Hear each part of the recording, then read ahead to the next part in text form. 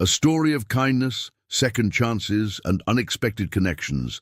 Imagine this: a quiet highway, an overcast sky, and a small-town mechanic who believes in doing the right thing, no matter how small the act.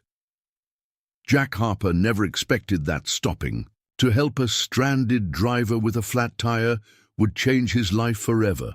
But what if that seemingly ordinary act of kindness set off a chain of events that would not only transform his world, but reveal that the woman he helped was hiding a secret worth billions? This is a story about more than cars and corporate ambition.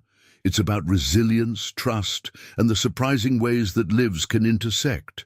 It's about a man rediscovering his purpose and a woman learning that leadership means more than power. And maybe, just maybe, it's about two people finding something they didn't know they were searching for. But before we dive into this heartfelt tale, don't forget to subscribe to our channel. By subscribing, you'll never miss stories like this. Stories that touch your heart, make you think, and remind you of the extraordinary power of everyday kindness. Now, sit back, relax, and let's begin this journey with A Mechanic Helped. Fix a stranger's flat tire. He had no idea that she was a billionaire. The afternoon sky hung heavy with grey clouds, casting a somber hue over the small town of Millstone. Jack Harper adjusted his worn work gloves as he wiped grease from his hands. The garage, his humble sanctuary, smelled of motor oil and metal, a scent that had become as familiar to him as the lines etched into his weathered face. For over 2 decades, Jack had been the go-to mechanic for the residents of Millstone, a town where everyone knew each other's names and secrets. Yet Jack had managed to keep his own pain tucked away, like the old tools gathering dust in the far corner of his shop. Jack's day had been long and grueling. The morning began with an emergency repair for a farmer's broken-down tractor, followed by a sedan with a mysterious rattle that took hours to diagnose. As the clock struck 6 p.m., Jack finally locked up the garage, his shoulders sagging under the weight of exhaustion and the invisible burden he carried every day. The memory of his late wife, Mary. Mary had been the light of his life, a beacon of hope during their years of struggle. Her laughter had filled the tiny home they once shared, her optimism a counterbalance to his pragmatic outlook. But cancer had stolen her away 5 years ago, leaving Jack with a mountain of medical bills and an emptiness he couldn't repair. As Jack drove his trusty old pickup truck home, the familiar ache of loss settled in his chest. The radio played softly in the background, but the music barely registered. Instead, his thoughts wandered to the bills piled on his kitchen table. The garage wasn't making enough to keep up with his expenses, and the idea of losing his business, the last piece of stability in his life, kept him awake at night. As Jack turned onto the quiet stretch of highway leading to his house, a glint of silver caught his eye. A sleek luxury car sat motionless on the shoulder, its hazard lights blinking like a distress signal. Jack's hands instinctively tightened on the steering wheel. He considered driving past. After all, he was tired, and the driver likely had roadside assistance. But something about the scene made him slow down. Pulling over a few feet ahead of the car, Jack stepped out and took in the sight. The vehicle was a brand-new sedan, foreign-made, the kind of car he rarely worked on. Its pristine exterior contrasted sharply with the lone figure standing beside it, a woman dressed in a tailored navy suit, her hair swept neatly into a bun. She looked out of place against the dusty, unremarkable backdrop of Millstone's outskirts. The woman's expression shifted from annoyance to relief as Jack approached. "Everything all right here?" he called out, keeping his tone friendly but cautious. The woman hesitated for a moment before responding. "Not really. My tire's flat and She paused, glancing down at her phone. "I don't have service out here to call for help." Jack nodded, his practiced eyes already assessing the problem. "Looks like you've got a bad puncture. Got a spare?" "I think so," she said, her voice tinged with uncertainty. "But I don't know how to change it." Jack allowed himself a small smile. No worries, I've got you covered. Jack fetched his toolbox from the truck and knelt beside the luxury car. As he worked, he noticed the woman shifting uneasily, her polished shoes crunching against the gravel. You passing through? He asked, trying to make conversation. She nodded. Yes, heading to a meeting in the city, but now I'll be late. Her voice was sharp, more from frustration than rudeness.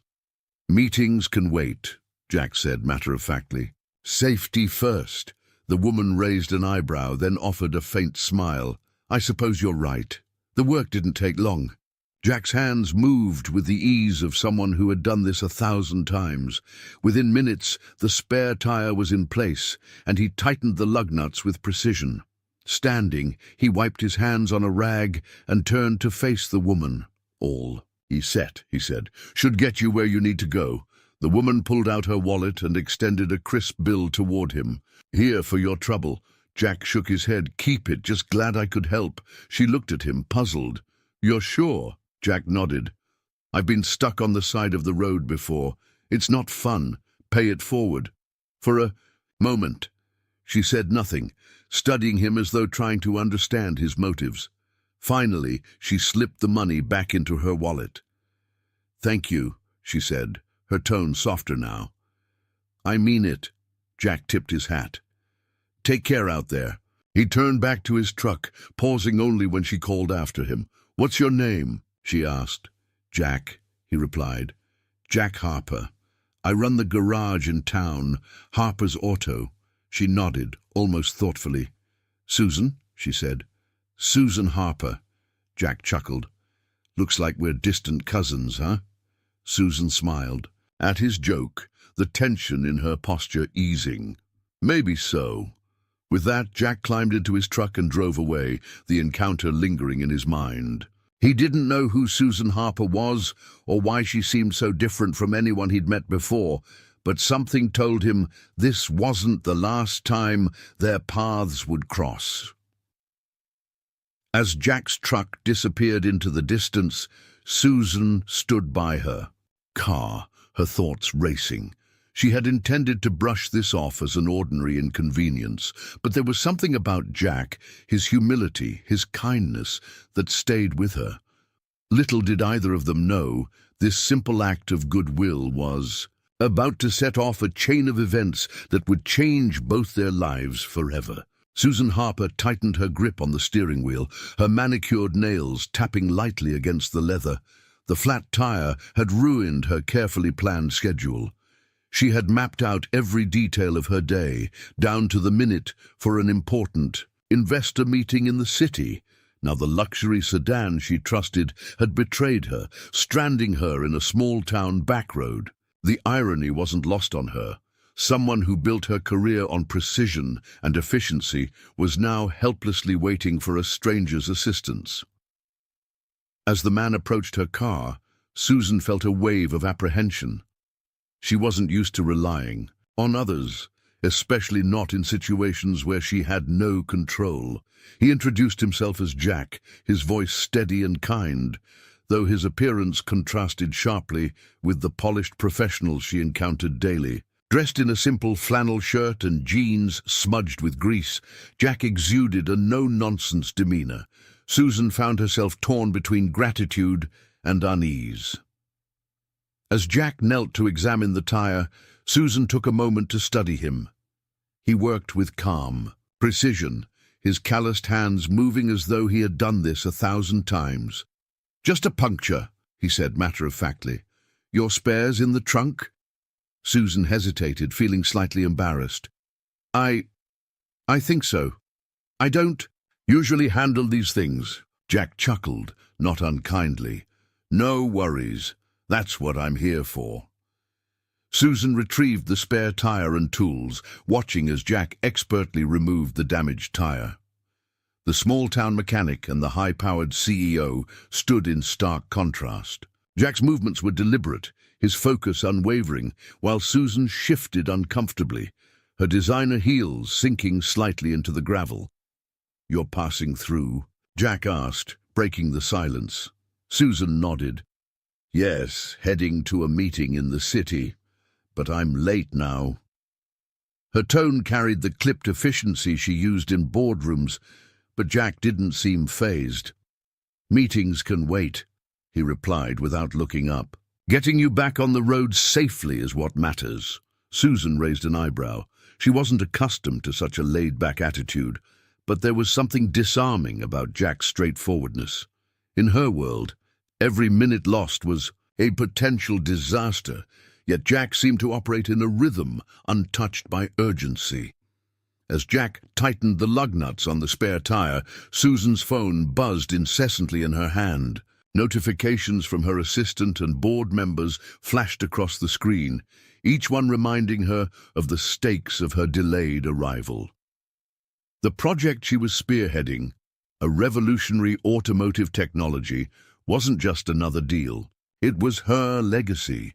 Investors were growing impatient, and the board had already expressed doubts about her ability to deliver on time. Susan's chest tightened as she glanced at the texts. The stakes were too high for mistakes. Losing this deal would mean more than professional failure. It would confirm every whispered doubt about her leadership, every prejudgment about her being too young or inexperienced to handle the pressure. Jack noticed her tense expression. "Everything okay?" he asked, standing up and wiping his hands on a rag. Susan forced a smile. "Just work," she said curtly. "Sounds important," Jack replied. "But you can't solve problems if you're stuck on the side of the road." His words were simple, but they struck a chord.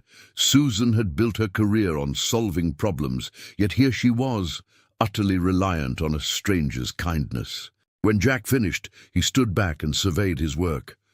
"That should hold up fine until you can get it properly replaced." Susan retrieved her wallet, pulling out a crisp bill. "Here," she said, extending it toward him. "Thank you for your time," Jack shook his head. "No need for that. I'm just glad I could help." The gesture caught her off guard. In Susan's world, nothing came for free. Every action had a price, every favor, an expectation. "You're sure?" she asked, lowering the bill slightly. Jack smiled, his face lined with years of hard work and quiet humility. "I've been stuck on the side of the road before. It's no fun. Just pay it forward when you get the chance." The sincerity in his voice was undeniable. For a moment, Susan felt something unfamiliar, a sense of connection, however fleeting, with someone who expected nothing from her. It was a stark contrast to the transactional nature of her everyday life. As Susan prepared to leave, she paused. "What's your name?" she asked. "Jack Harper," he replied. "I run a garage here in town, Harper's Auto. If you ever need more help, stop by." Susan nodded, her mind already filing away the name. "Susan Harper," she said. Jack raised an eyebrow. "Harper? Guess that makes us long-lost relatives," he joked. For the first time all day, Susan laughed, a genuine, unguarded laugh. Maybe so. As she slid back into her car and started the engine, she glanced at Jack one last time. There was something about him, his unassuming demeanor, his quiet generosity, that lingered in her thoughts as she drove away. She had expected this encounter to be an inconvenience, a minor setback in her tightly controlled schedule. Instead, it left her unsettled in a way she couldn't quite explain. As Susan merged onto the highway, her phone buzzed with a call from her assistant. She took a deep breath before answering, her mind still on the mechanic who had helped her. Something about him felt different, authentic, in a way that was rare in her world. What she didn't know was that Jack Harper, the small-town mechanic, had just set in motion a series of events that would challenge everything she thought she knew about success, kindness, and what truly mattered in life. The sun had set by the time Jack pulled his truck into the gravel driveway of his modest home. The house, though small, had always been a place of warmth and comfort when Mary was alive. Now, it felt like a hollow shell, its silence echoing the void in his heart. Jack sat in the truck for a moment, the weight of the day pressing down on him. His encounter with Susan Harper lingered in his mind, not because of her polished demeanor or the luxury car she drove, but because of the subtle reminder she brought that life had moved on, even if he hadn't. As Jack stepped inside, the scent of motor oil clung to his clothes, mingling with the faint aroma of the lavender candles Mary used to love. Her presence was everywhere. In the neatly folded quilt draped over the couch, the framed photos on the mantel, and the garden she had tended with so much care. Jack walked past it all and into the kitchen, where a stack of unopened bills awaited him on the counter. Sinking into a chair, he ran a hand through his greying hair.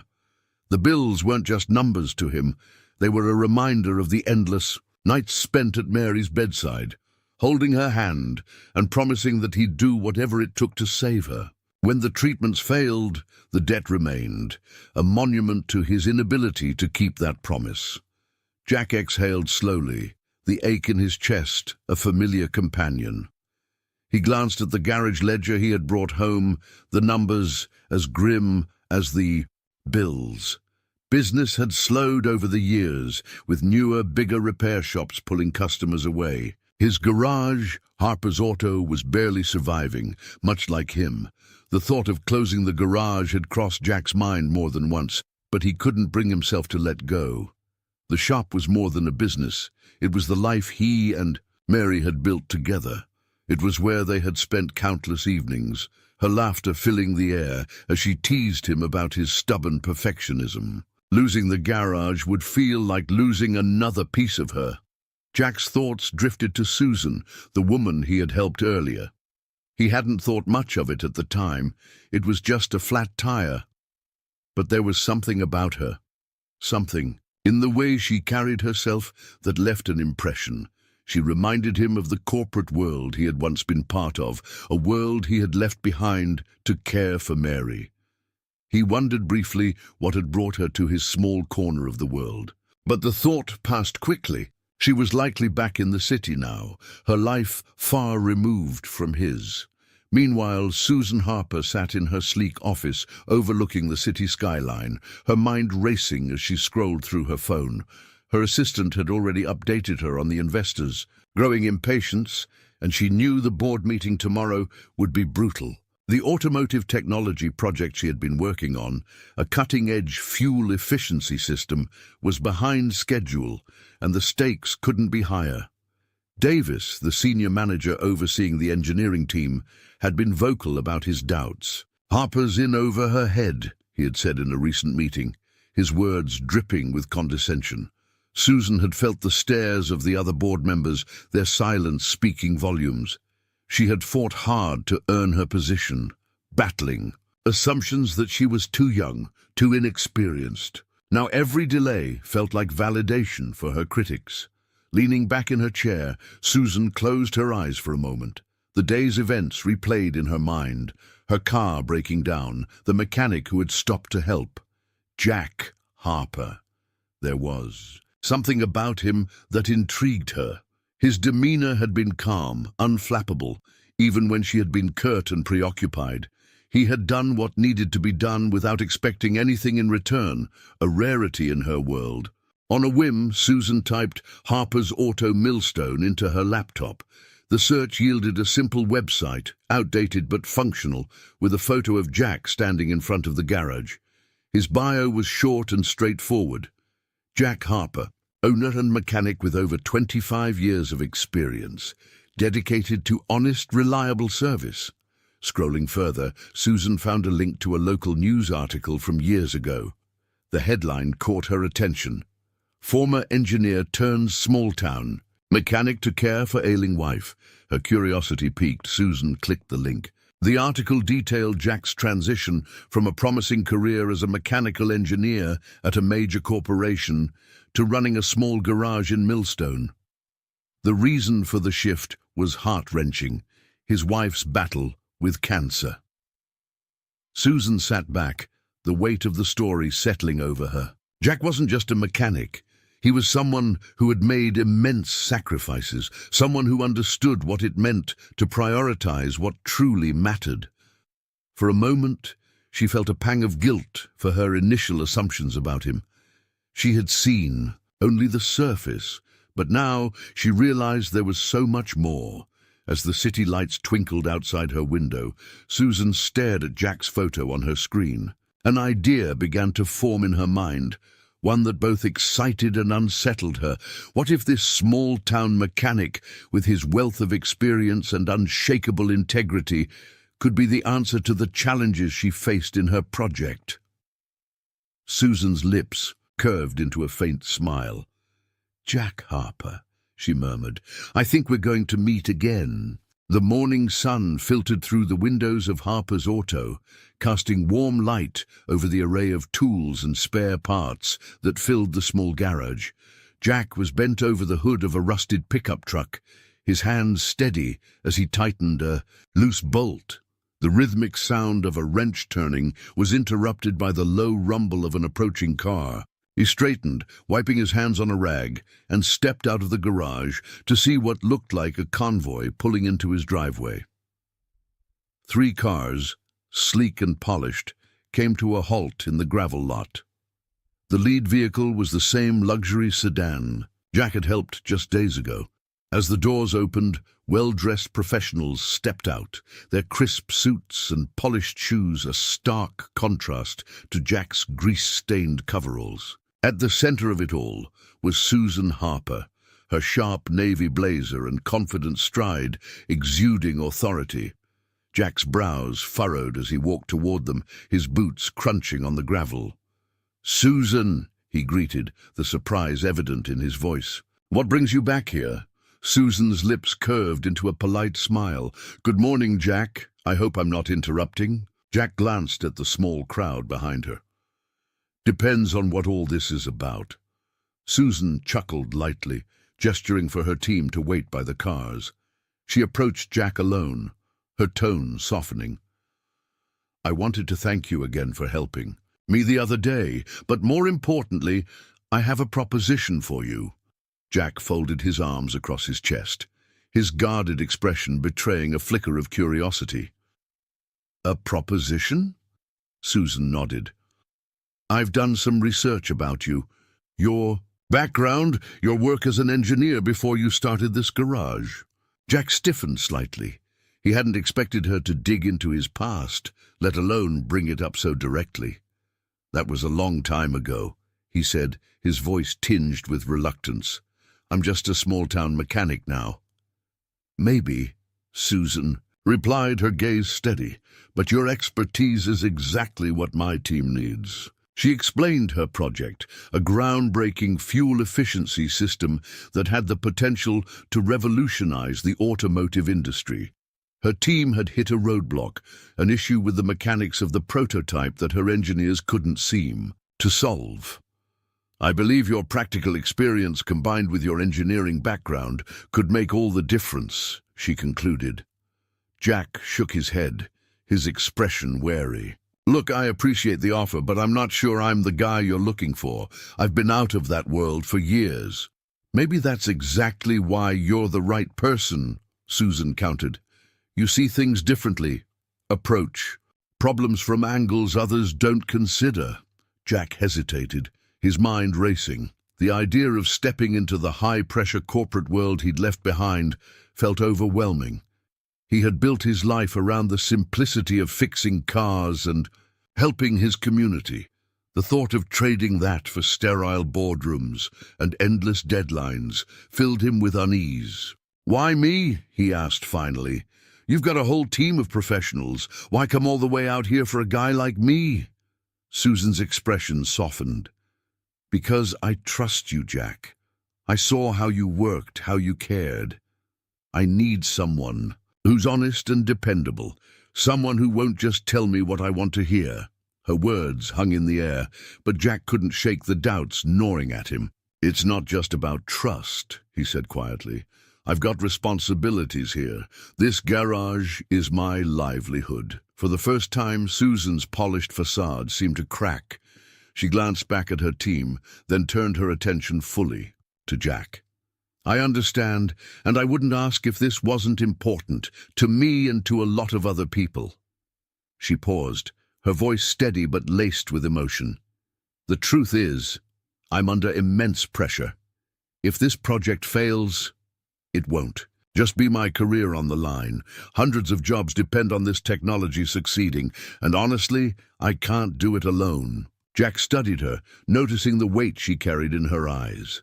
It was a look he recognized, the same burden he had felt when caring for Mary, when every decision seemed to hold the fate of someone else's future.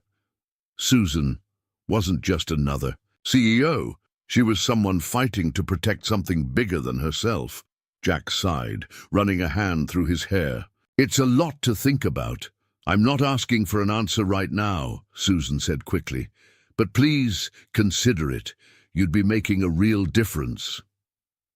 Jack nodded slowly, still unsure but unwilling to dismiss her outright. "All right," he said finally. "I'll think about it." Susan's expression brightened, a glimmer of hope returning to her eyes. "Thank you, Jack. That's all I can ask." As Susan and her team drove away, the garage felt quieter than usual. Jack stood in the lot, staring at the spot where her and car had been. The weight of her words lingered, intertwining with his own doubts and fears. He had spent so long believing his life was limited to this small town, this garage. Now, for the first time in years, he wondered if there might still be a bigger purpose waiting for him. Later that evening, Jack sat at his kitchen table, the proposal replaying in his mind. He glanced at the framed photo of Mary, her smile frozen. In time. "What would you do, Mary?" he murmured, his voice barely audible. The question hung unanswered in the quiet room, but deep down, Jack knew that the choice he made could change everything. Jack Harper sat at his kitchen table, staring at the cup of coffee in his hands. It had gone cold long ago, but he hadn't noticed. His mind was too busy replaying Susan Harper's proposal, the chance to step into a world he'd left behind, a world that felt as distant now as the stars outside his window. The garage was silent except for the occasional creak of the old building settling in the cool night air. Usually this quiet was a comfort, but tonight it pressed on Jack like a heavy weight. Jack leaned back in his chair, his gaze drifting to the photo of Mary on the counter. Her smile was frozen in time, but Jack could almost hear her voice, teasing him for always overthinking things. "What do you think, Mary?" he muttered, running a hand over his face. "Am I crazy for even considering this?" It wasn't just fear holding him back. It was the life he'd built around his loss. The garage had been his anchor, the thing that kept him grounded after her passing. He had poured himself into the work, fixing engines and helping neighbors, as if every repair he made could mend a piece of his broken heart. But Susan's words had stirred something in him, something he thought he'd buried, the idea that he could still do more, that his life could have meaning beyond this small town. Yet doubt lingered. Jack hadn't worked in a high-stakes environment in over a decade. The idea of stepping into Susan's corporate world, where every mistake could cost millions, was enough to make his stomach churn. What if he failed? What if he wasn't the man she thought he was? Across the city, Susan Harper sat at her desk, surrounded by files and blueprints. The board meeting that morning had been brutal. Davis, as usual, had been the loudest critic. "Harper's gamble is going to sink this company," he had said, his voice dripping with disdain. The other members had nodded along, their skepticism palpable. Susan had stood her ground, but the pressure was wearing her down. The project wasn't just about proving herself. It was about securing the future of the company and the livelihoods of hundreds of employees. She had bet everything on this, and now she was asking a small-town mechanic to help her win. She glanced at the photo on her desk, a picture of her parents standing in front of the family's first car, a beat-up sedan they'd worked tirelessly to afford. It was that car and the sacrifices it represented that had inspired her to pursue a career in the automotive industry. She had promised herself she'd honor their legacy by building something that mattered. But tonight, the weight of that promise felt heavier than ever. The next day, Jack found himself in the local diner, nursing a cup of coffee as he waited for his breakfast. His old friend and former co-worker Tom slid into the seat across from him. Tom had been one of the few people who knew Jack before. Millstone, back when he was a promising engineer with a future as bright as the cars he helped design. "You look like you've got something on your mind," Tom said, eyeing Jack over the rim of his mug. Jack hesitated before sharing the story of Susan's visit. Tom listened intently, nodding as Jack described the opportunity and his reservations. "So, what's stopping you?" Tom asked when Jack finished. Jack sighed. "It's not that simple, Tom. What if I'm not cut out for that world anymore? What if I let her down?" Tom leaned forward, his expression serious. "Jack, you're the smartest guy I know. You've spent years solving problems no one else could figure out. And let's face it, you've been coasting here. Maybe it's time to see what you're really capable of again." Jack stared into his coffee, Tom's words sinking in. He hated to admit it, but his friend was right. The garage had become a safe harbor, but maybe it was time to sail into deeper waters. That evening, Jack stood in his garage, the familiar smell of oil and grease filling the air. He ran his hand over the hood of an old car, one of the first he had ever fixed in Millstone. This place had been his sanctuary, but now it felt like a cage. The world Susan was offering scared him, but the idea of staying here, watching life pass him by, scared him more. He pulled out the business card. Susan had left, staring at the number printed in neat black letters. Taking a deep breath, he picked up his phone and dialed. Susan answered on the second ring. "Jack," she said, her voice both surprised and hopeful. "I wasn't sure I'd hear from you."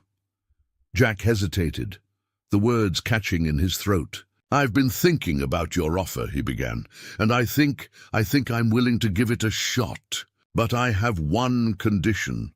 "Of course," Susan said quickly. "What is it?" "I can't abandon this garage," Jack said firmly. "It's part of who I am. If I'm going to help you, I need to know I can still be here for my community." There was a pause on the other end of the line before Susan replied, "I understand. We'll work something out." As Jack hung up, a mix of relief and apprehension washed over him. He had taken the first step, but the journey ahead was uncharted territory. For the first time in years, Jack felt a spark of excitement, an unfamiliar but welcome sensation. Whatever came next, he knew it would test him in ways he hadn't faced in a long time. Meanwhile, in her office, Susan stared at the phone in her hand, a small smile playing on her lips. Jack Harper was in, and she had a feeling his involvement was about to change everything. The gleaming glass doors of Harper Automotive headquarters loomed in front of Jack Harper like a portal to another world. The modern skyscraper was a stark contrast to the humble garage he called home, and as he stepped inside, the polished marble, floors and hum of activity instantly overwhelmed him.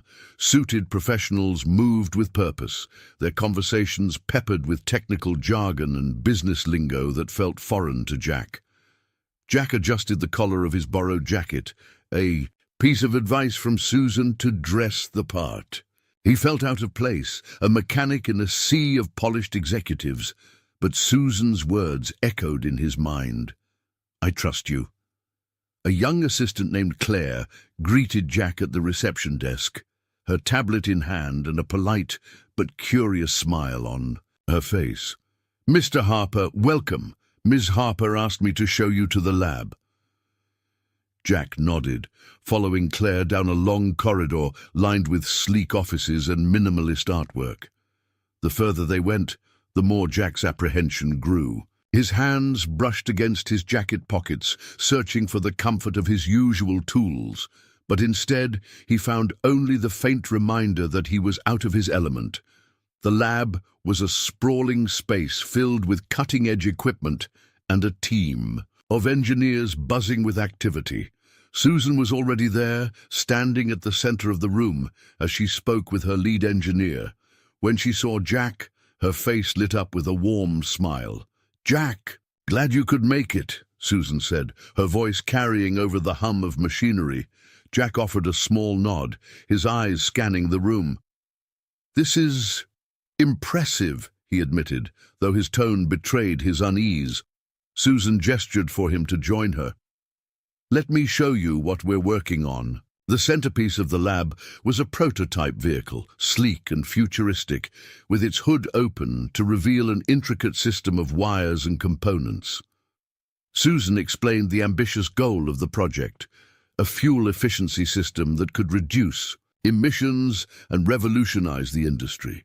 As she spoke, Jack found himself drawn to the mechanical elements. Despite the advanced technology, there was something familiar about the components, a reminder that at its core, every machine had the same basic principles. "What do you think?" Susan asked, her tone eager but cautious. Jack ran a hand along the edge of the prototype, his eyes narrowing as he studied the layout. "It's ambitious," he said finally, "but I can see where the problems might be." Susan's eyes lit up. "That's exactly why I brought you here." Not everyone in the room shared Susan's enthusiasm. From the corner of the lab, Davis stepped forward, his presence commanding attention. His tailored suit and confident smirk made him seem larger than life. "So, this is the mechanic?" Davis said, his tone dripping with condescension. Jack straightened, meeting Davis's gaze without flinching. "That's right." Davis raised an eyebrow. "Susan, I'm not sure why you think a small-town mechanic is the solution to our problems. This is cutting-edge technology, not some old pickup truck." Susan's jaw tightened, but Jack spoke before she could. "You're right," he said calmly. "I'm not a scientist or an engineer anymore, but I've spent decades figuring out how to make things work in the real world. And from what I can see, that's exactly what your prototype needs." The room fell silent for a moment. Davis looked taken aback, but he quickly recovered, a sly smile spreading across his face. "We'll see," he said, turning to Susan. "Let's hope your gamble pays off." As the day went on, Jack worked alongside the team, quietly observing and asking questions. While many of the younger engineers were skeptical at first, Jack's hands-on approach began to earn their respect. When they ran into a problem with the prototype's cooling system, Jack suggested a simple adjustment that solved the issue, a fix that had eluded the team for weeks. "You're not bad at this," one of the engineers said with a grin. Jack chuckled, the tension in his chest easing slightly. Maybe he wasn't as out of place as he had thought. Later that evening, as the lab emptied out, Susan approached Jack, holding 2 cups of coffee. She handed one to him, leaning against the edge of a workbench. "You held your own today," she said, her voice warm. "Davis can be difficult, but you didn't let him rattle you." Jack took a sip of his coffee, his eyes meeting hers. "I've dealt with worse," he said with a faint smile. "But this place, it's a lot to take in." Susan nodded, her expression thoughtful. "It is. And I know it's not easy, stepping into a world like this. But I brought you here because I believe in what you can do. Don't let people like Davis make you doubt that." Her words hung in the air, and for a moment Jack saw a different side of her. One that wasn't the polished CEO, but someone who understood the weight of expectations and the courage it took to face them. As Jack left the building that night, the city lights reflecting off the towering glass windows, he felt a strange mix of exhaustion and determination. He wasn't sure where this road would lead, but for the first time in a long time, he felt a spark of purpose. Back in the lab, Davis watched Susan from the shadows, a calculating look in his eyes. He wasn't done testing Jack or Susan. Whatever their next move was, he intended to stay one step ahead. The atmosphere in the boardroom was thick with tension, the air almost crackling as Davis finished his critique. "With all due respect, Susan," he said, his tone anything but respectful, "bringing in an untested outsider with no recent experience is a reckless gamble. This project is too important to entrust to sentimentality." Jack sat at the edge of the long conference table, his hands folded tightly in his lap. The words stung, but he kept his face neutral. Beside him, Susan remained calm, her expression unyielding as she addressed the room. "Davis," she began, her voice measured but firm. "This project isn't about sentimentality. It's about finding solutions. Jack brings decades of practical expertise, and in the short time he's been here, he's already contributed ideas that have moved us forward." Davis leaned back in his chair, a faint smirk tugging at his lips. "Forward, or just further off course?" A murmur rippled through the room, and Jack felt every pair of eyes land on him. He wanted to speak, to defend himself, but Susan raised a hand subtly, signaling him to wait. The meeting adjourned with no definitive resolution, but the tension between Susan and Davis was palpable. Back in the lab, Jack threw himself into the work. The team was tackling a persistent overheating issue with the prototype's fuel efficiency system, and Jack had been quietly observing their approach. "Has anyone considered redirecting the coolant flow through a secondary channel?" Jack asked, pointing to a schematic on the screen. The room fell silent. One of the younger engineers, a man named Eric, frowned. "That would disrupt the primary flow." "Not if you reroute it here," Jack said, tracing a line with his finger. "It's not the most conventional solution, but it could balance the pressure without overloading the system." Eric exchanged glances with another engineer before nodding slowly. "It's worth a try." Within hours, Jack's suggestion was implemented, and for the first time in weeks, the prototype ran without overheating. The lab erupted in cheers, and Susan, who had been observing quietly from the corner, allowed herself a rare smile. "Good work, Jack," she said, as the team celebrated. Later that evening, Susan and Jack found themselves alone in the lab. She handed him a bottle of water, her expression thoughtful. "I wanted to thank you," she said, "not just for today, but for sticking with this." Jack shrugged, taking a sip. "It's what I do. Fix things." Susan chuckled, but the humor didn't quite reach her eyes. "I wish it were that simple." Jack tilted his head, sensing there was more to her words. "Something on your mind?" Susan hesitated before sitting on a nearby stool, her shoulders slumping slightly. "Davis and we used to be allies. When I first joined the company, he mentored me. I thought we were working toward the same goals, but as I moved up, things changed. He wanted control, and when he realized I wasn't going to be a puppet for him, he turned on me." Jack leaned against the workbench, his arms crossed. "So now it's personal." "For him, yes," Susan said, her voice soft. "For me, it's about proving that I deserve to be here, that I can lead without compromising my integrity." Jack nodded, his respect for Susan deepening. She wasn't just fighting for her project, she was fighting for her place in a world that had tried to sideline her. Across the building, Davis sat in his office, his jaw tight as he reviewed the latest test results. Jack's solution had worked, and the team's morale had shifted. It wasn't just about the project anymore, it was about loyalty. Susan was gaining ground, and Davis could feel the balance of power slipping.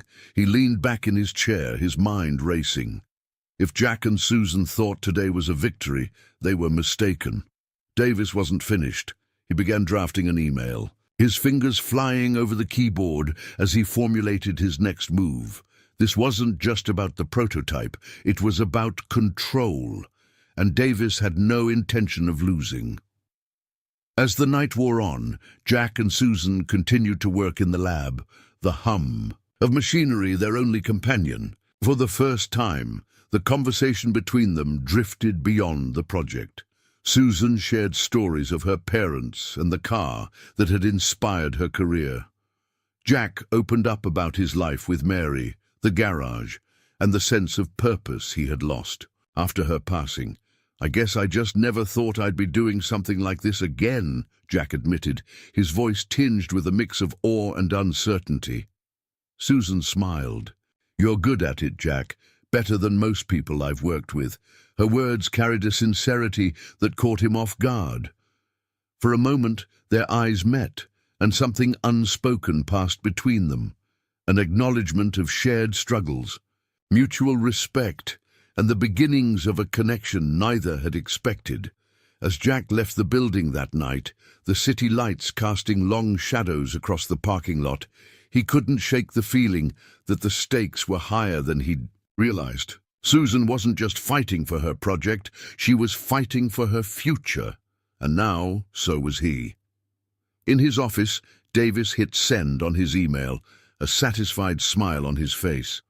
The message was subtle but calculated, designed to plant doubt in the minds of the board about Susan's leadership and Jack's involvement. The game was far from over. The tension in the air was palpable as the team gathered in the main testing room for the prototype's first live trial before the board of directors. The room was buzzing with anticipation, the culmination of months of work boiling down to this moment. Jack stood near the back, his hands folded tightly in front of him, his mind replaying every adjustment and calculation they had made over the last few weeks. Susan stood at the head of the room, exuding confidence despite the stakes. Her gaze swept across the room, landing briefly on Jack. She gave him a small nod, a silent reassurance that they were in this together. "Let's begin," she said, her voice calm but firm. The test started smoothly. The prototype's engine purred to life, the fuel efficiency system humming as expected. For a moment, there was a glimmer of hope. The board members leaned forward in their seats, nodding in approval. But then, without warning, a loud metallic clunk echoed through the room. The engine sputtered, and the system's dashboard lit up with error messages. Panic rippled through the team. Jack moved quickly to the control panel, his fingers flying across the interface. "It's overheating," he muttered, his voice tight with urgency. He ran diagnostics, but the problem only worsened. Within minutes, the system shut down entirely, leaving the room in an uncomfortable silence. Davis, who had been standing near the board members, took a step forward. "It seems we've encountered a critical failure," he said smoothly. His tone was measured, but the satisfaction in his eyes was unmistakable. "This is precisely the risk of relying on unconventional methods." Jack clenched his fists, his mind racing. He had checked every component, every connection. Something about this didn't add up. As the board members murmured amongst themselves, Susan stepped forward. "We'll investigate the issue and resolve it immediately," she said, her voice steady despite the mounting pressure. One of the directors, a sharp-eyed woman named Miss Carter, folded her arms. "This is a significant setback, Ms. Harper. Your timeline is already tight, and now this. I hope you understand the gravity of this situation." Susan nodded. "I do, and I assure you, we'll address this promptly." Jack remained silent. As the meeting concluded, the sting of Davis's thinly veiled accusation still fresh in his mind. As the room cleared, he approached Susan. "I need to go over the system again," he said. "Something isn't right." Susan placed a hand on his shoulder. "Take your time, Jack. We'll figure this out." Back in the lab, Jack tore into the prototype with methodical precision. Hours passed as he examined every inch of the system, his frustration growing with each dead end.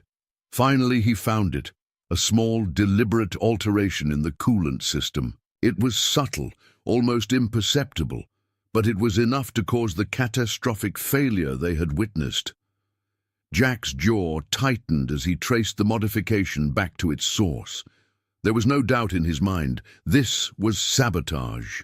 "Susan," he called, his voice echoing through the empty lab. She appeared moments later, her expression a mix of concern and determination. "What is it?" she asked. Jack pointed to the altered component. "This wasn't a mistake. Someone did this on purpose." Susan's face hardened. "Davis." Jack nodded. "It has to be. He's been waiting for a chance to undermine us." Susan stared at the component, her mind racing. "We need to confront him," she said. "Not yet," Jack replied. "If we go to the board now, it'll look like we're deflecting blame. We need proof, something undeniable." Susan hesitated, then nodded. "You're right. But how do we get it?" Jack thought for a moment. "Davis is smart, but arrogance is his weakness. He won't cover his tracks as well as he thinks. Let me handle this." The following day, Jack worked quietly in the lab, combing through the system logs. His persistence paid off when he found what he was looking for, a time-stamped access log showing unauthorized adjustments made by Davis the night before the trial. Armed with the evidence, Jack and Susan approached Davis in his office. Susan held the access log in her hand, her expression steely. "Care to explain this?" she asked, dropping the papers onto his desk. Davis glanced at the documents, his smirk faltering for a brief moment before he recovered. "I don't know what you're talking about," he said smoothly. "Anyone could have accessed the system, but not everyone has your clearance level," Jack said, his voice calm but firm. "You sabotaged the prototype." Davis leaned back in his chair, crossing his arms. "Even if I did, do you really think the board will believe you over me? This isn't just about the project, Susan. It's about your judgment, your leadership." "You're in over your head." Susan stepped closer, her voice low but sharp. "I've worked too hard to let someone like you tear this down. The board will hear the truth." Davis's smirk disappeared entirely as Susan and Jack left the office, their resolve unshaken. That evening, Susan called an emergency meeting with the board. She presented the evidence of sabotage, her voice steady as she detailed Davis's actions.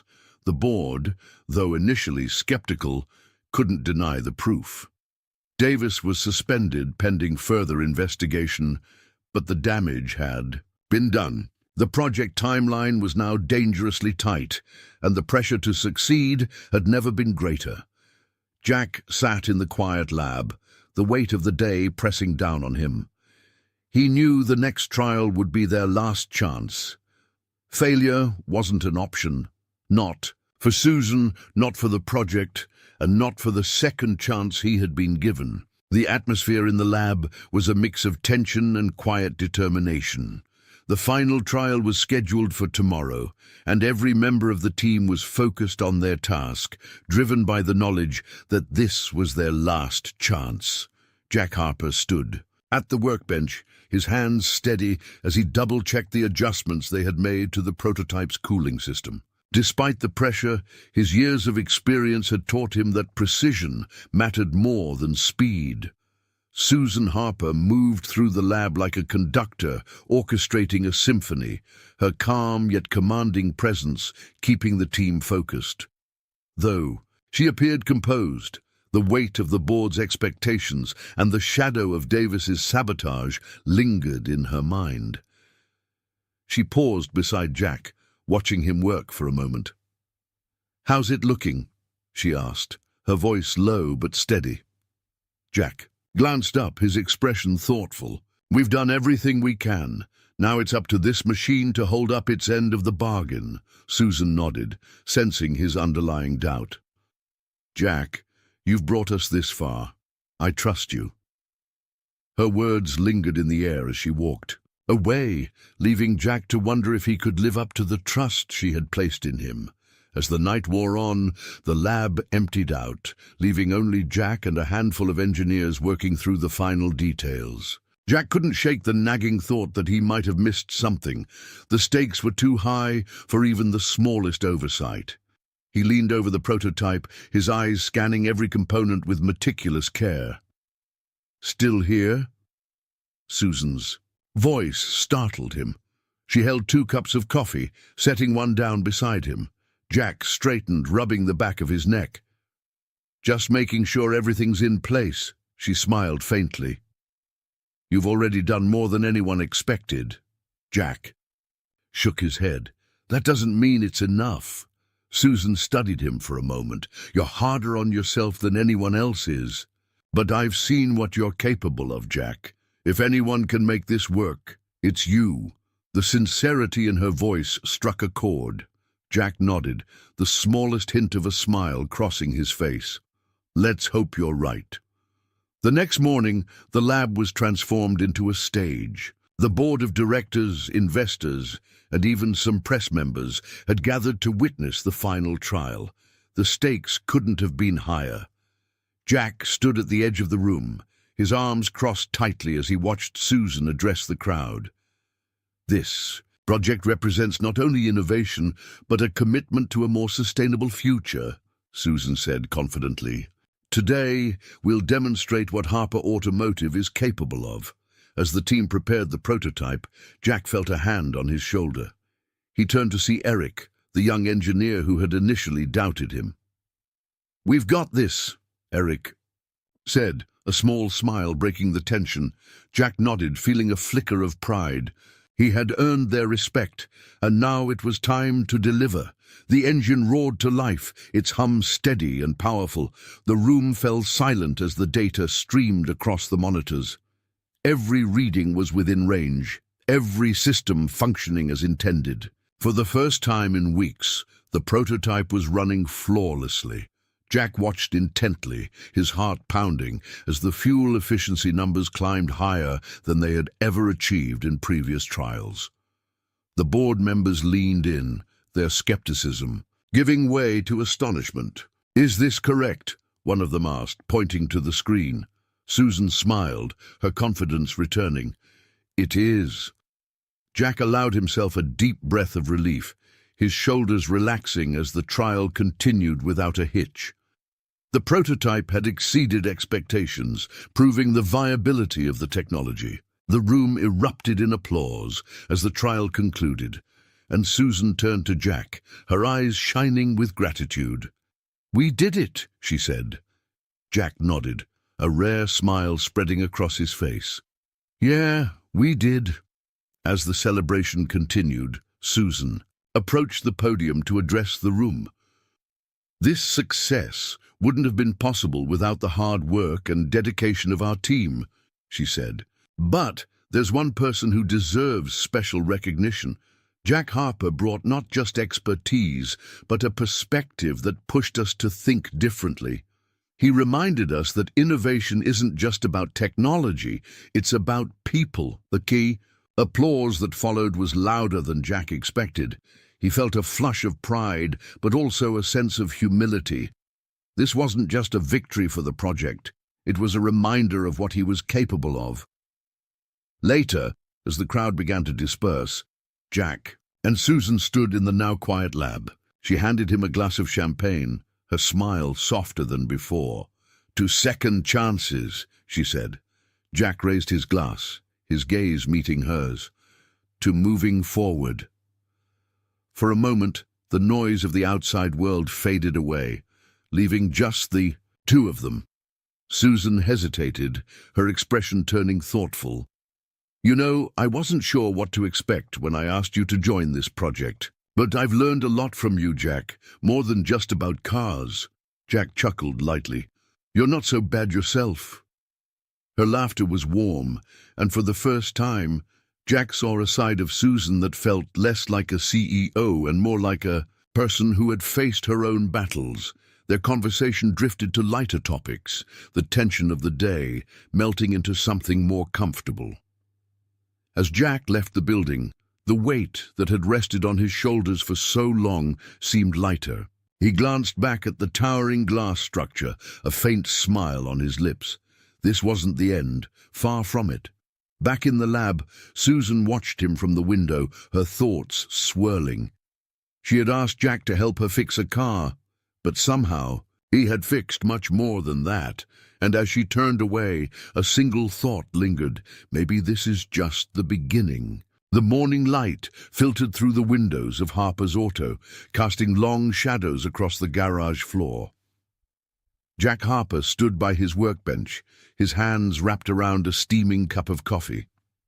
The quiet hum of activity outside, birds, chirping, the occasional rumble of a car, was a welcome contrast to the intense weeks he had spent in the city. Here in his small garage, Jack felt at home. But something had shifted. As he glanced at the tools neatly arranged on the wall, he realized they no longer felt like the limits of his world. Instead, they were a reminder of where he had come from and what he had accomplished. Jack set his coffee down and picked up a wrench, turning it over in his hands. The journey with Susan Harper's project had challenged him in ways he hadn't thought possible. It had reignited a part of himself he thought he had lost. The problem solver, the innovator, the man who could make things work against all odds. More than that, it had taught him to trust again, not just in others, but in himself. The bell above the garage door jingled, pulling Jack from his thoughts. He turned to see Susan stepping inside, a warm smile on her face.